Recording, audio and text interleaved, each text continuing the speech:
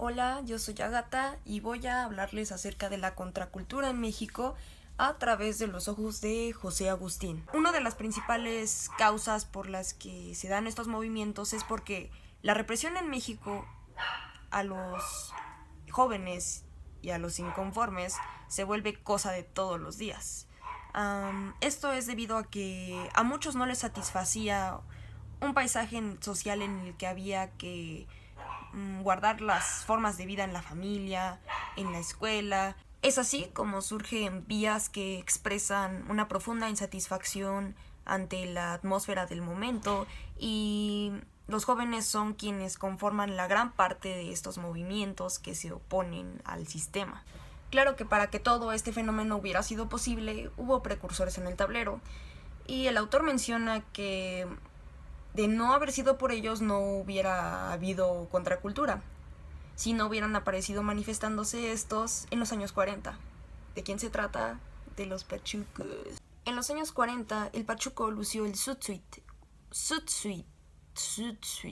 Usar este traje no era una moda, sino una señal de identidad de jóvenes oprimidos, inconformes. Se extendieron a la zona fronteriza mexicana y se expandieron sin dificultad porque los jóvenes se apantallaron por sus estilos y creían que su atuendo era el perfecto para salir a bailar.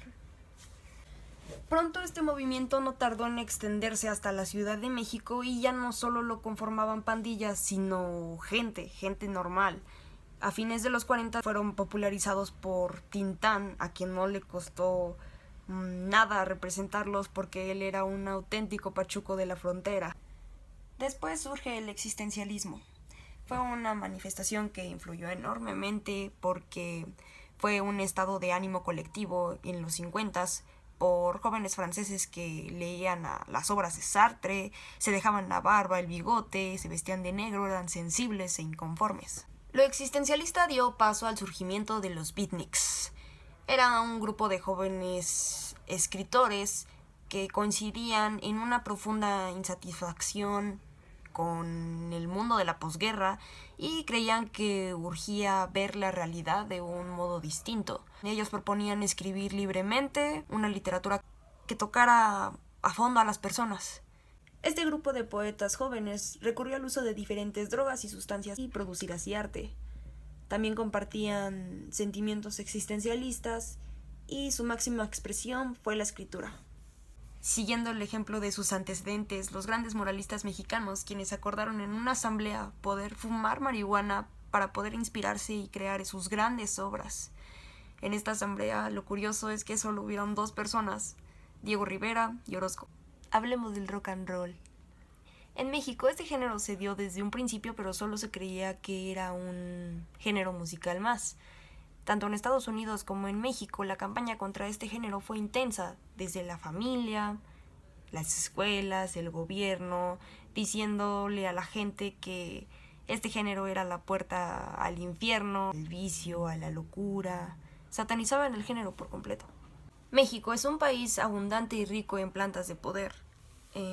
Muchas de ellas son poco conocidas y otras son muy comunes y de fácil acceso. En el año de 1965 surge el movimiento hippie. Eran personas que acostumbraban a vivir en comunidades y se repartían los gastos entre sí, vivían bajo el concepto de peace and love y eran adictos al LSD.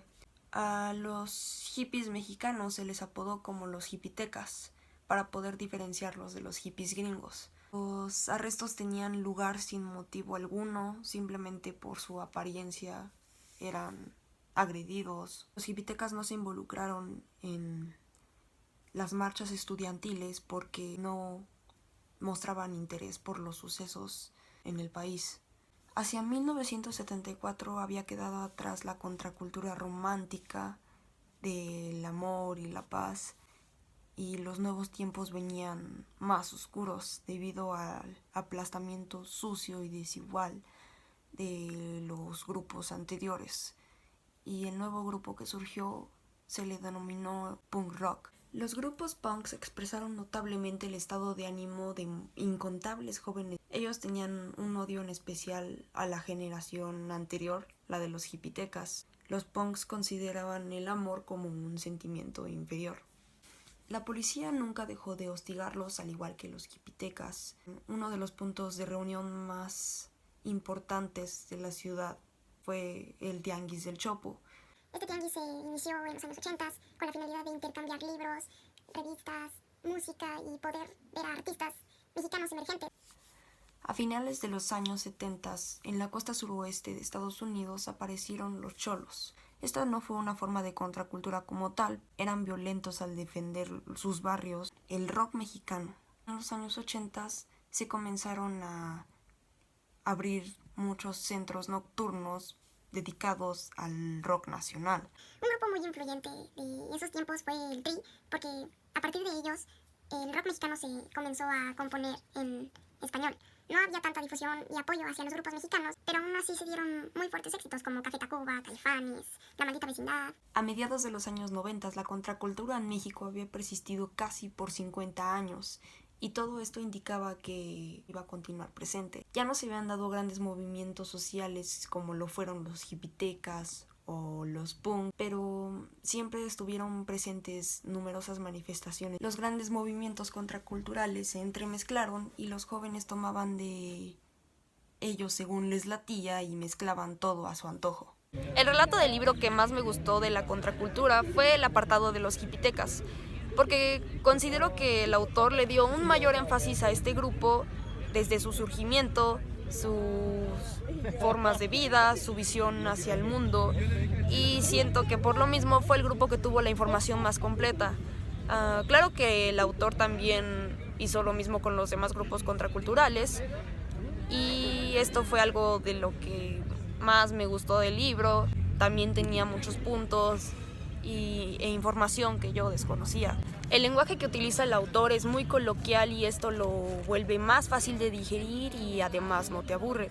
Creo que la información que el autor presenta en el libro es confiable, porque al principio él mismo explica que hablar sobre la contracultura implica la búsqueda de la suficiente información, y él lo hace reuniendo todo este material, dando conferencias a estudiantes en diferentes partes. Yo le recomendaría este libro a cualquier persona que estuviera interesada en el tema. Ofrece una visión general y amplia de lo que es la contracultura. Se me hizo muy bueno porque se mueve entre varios géneros y une los puntos más importantes. Estos movimientos contraculturales se mantienen presentes en el país y es importante no olvidar el porqué del surgimiento de los mismos y por qué actúan de esta forma.